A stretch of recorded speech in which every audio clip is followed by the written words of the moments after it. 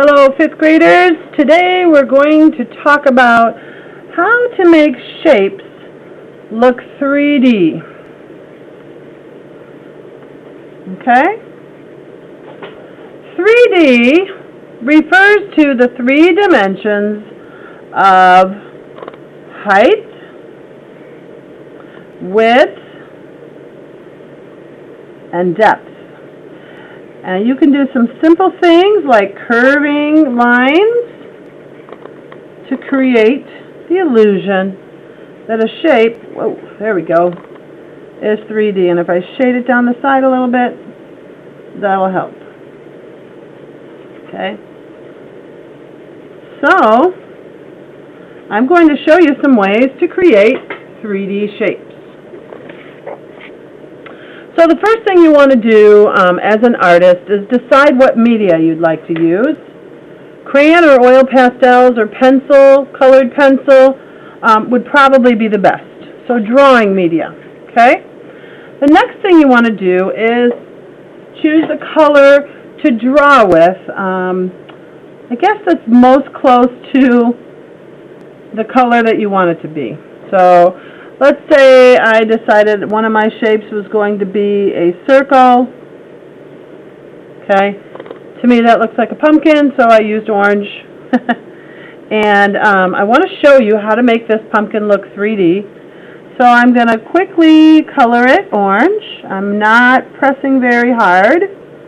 Okay, but I am coloring in my shape neatly. I'm trying not to leave any white spaces. But I'm trying to go quickly so that you're not spending a whole art time watching me, okay? And because it's fall, I'm thinking about pumpkins, and that's what I ended up with. So, I do have a pumpkin now, or a circle shape. It's colored in, but I want to make it look 3D. I want to make it look like it's popping out. One way that I can do that is to draw some lines that actually curve around the shape of the pumpkin. That's going to make it look like it's going back in space.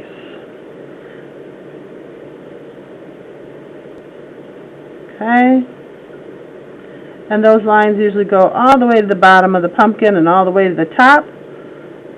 And I'm going to leave the stem off because I really, what the heck, we'll put a stem on. Okay, so I'm going to have to color that in too. And it's probably going to end in here somewhere. So if I wanted to make this pumpkin look like it's real, like it's 3D, okay, one thing I want to do is add a shadow on the ground or the table. And the shadow always goes under the bottom of the pumpkin, or the shape, I'm sorry, I keep saying pumpkin. And it goes over to one side. And that's always based on where the light is, and you get to choose where you're going to put the light. So you're either going to put the light over here or over here. If the light is over here, then your shadow is going to be always showing on the opposite side. Okay? So that's helping my pumpkin look a little more 3D. Another thing I can do to make it look 3D is to use a black crayon and to do something called shading. Shading means that you're adding a darker color, and then as you add your darker color, you lift up on your crayon so that it just very lightly goes over the surface. So the thing that you're trying to achieve is that nobody can see a line here in between the dark black and the orange, that they just sort of blend together, okay?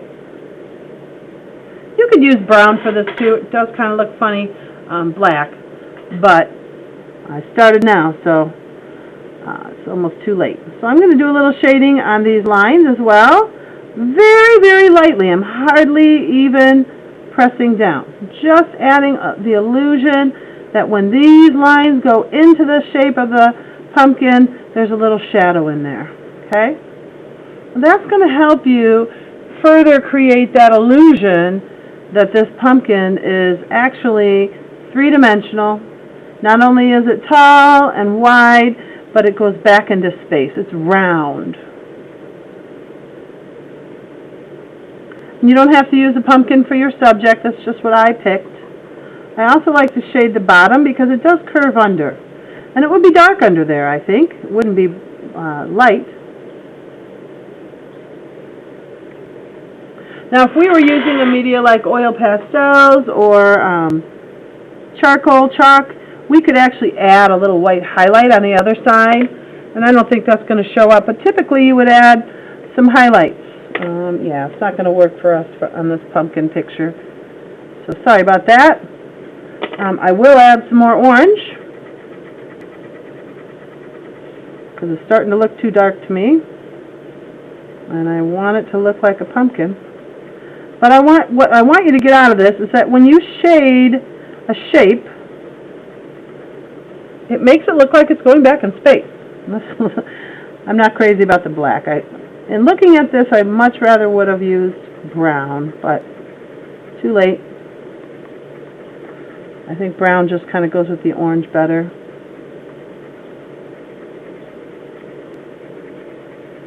So here you have it. Right?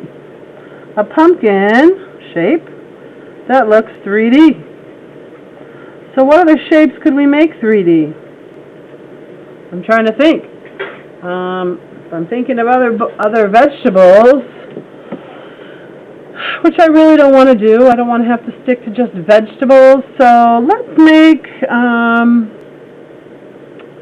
how about a can of, I don't know, a can.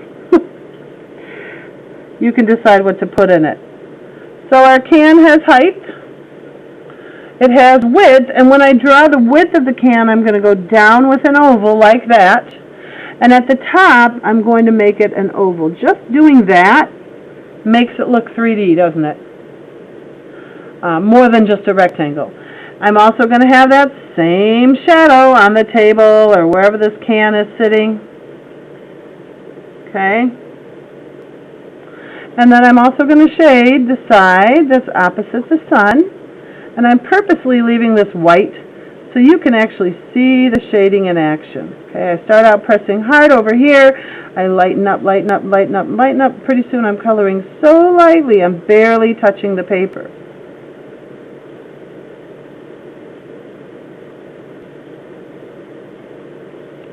And I think you will agree, I could even go lighter, that this looks quite a bit like it's 3D, right? And you could go ahead and do some details, make it look like top of the can is dented in a little bit. And there you have a way to make a circle look 3D and also a rectangle. If I wanted to draw something that was a triangle shape, and I wanted it to look 3D, instead of making a straight bottom, I would round the bottom. Okay, and I'm not sure what this is. It could be an ice cream cone, I guess. Let's make it an ice cream cone. I love ice cream. So I've already sort of made a mistake because if there was actually ice cream in here, I'd probably want that to be open and then have some delicious treats inside. But I'm going to shade the side of this ice cream cone triangle, and you'll see how I can make that look 3D too, just with a little bit of shading.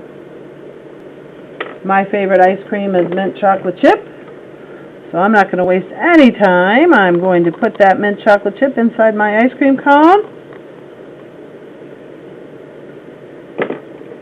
and I'm going to add the chips, the best part, the chocolate. And if I really wanted this to look like an ice cream cone, I'd probably add some lines on it, because ice cream cones often have little lines. And then I could lightly color this. See how when I press dark or press hard, it shows up so much more dark. And then I can still color the same color very, very lightly, and it will show up. I'm going to sort of make it look like the cones here. But hopefully this helps you to see that by shading the side of this cone shape, I made it look a little more 3D than just a regular triangle, right? So we did a triangle, we did a cylinder, we did a circle, and now I'm thinking there's one shape left to do. I'm going to do it on this paper. We are going to do a square. So this time, I'm going to use a square. And I want the square to look 3D. I want it to be, I don't know, what could this square be? I know you guys are saying Rubik's Cube, and I don't know if I'm that good, but I will try and draw a Rubik's Cube with the different squares. To make our square look like it's going back in space, or 3D, we need to decide where the side of the Rubik's Cube is going to show up. It could show up here, or so left, right, up, or down, basically. I'm going to put mine like this. So I'm going to show the side of my Rubik's Cube here. Notice that these lines are exactly parallel. They're going in the same direction, okay? Probably should make it a little longer. I'm going to draw a third line here going in the same direction, okay? None of them are going this way. They're all going in the same direction. They're all pointing off this way. So then the line for the side, or the back of the side, is going to go straight up and down, just like this one did. Okay, see, they're also parallel. And then this also needs a parallel line back here to show that this Rubik's Cube doesn't go on forever, right? So I'm going to quickly just make it look like a Rubik's Cube, even though I don't have the right amount of lines. And we're just creating the illusion that this is a Rubik's Cube. And if I wanted to go ahead and color in all my little happy squares, I would do that as well. But that's not the most important part today. The most important part today is that we're making this look 3D. So, I'm going to do a little shading on the side of the Rubik's Cube. And it's because it's not in the front. Typically, with a cube, the top is what's going to have the sun shining on it, or the light shining on it, and the front is going to be pretty bright because that's what you're looking at, and the side is going to be in the dark. So I'm drawing this a little bit darker than everything else, which is going to create that illusion that this is 3D. That and the lines going back into space both help create that illusion, don't they? So now if I went back and I colored some more colors and I made this look like it had some squares, you can see that I have created the illusion of this square, which is now a cube, being 3D. And I don't want to bore you with going through every single color, but you know the colors of the Rubik's Cube. They're going to be showing on here. And if I were to complete this picture, I would color them all in and make it really look like a Rubik's Cube. But what I'm trying to show you is that you can use some lines going back and some shading to show that this cube is 3D, that it goes back into space, okay? And it's a lot more 3D than just a plain old square. So thanks for watching. Have fun drawing. Remember, you can use crayons, you can use oil pastels or colored pencils, or just plain old pencil to do your shading. And the more you practice, the better you'll get. Have fun!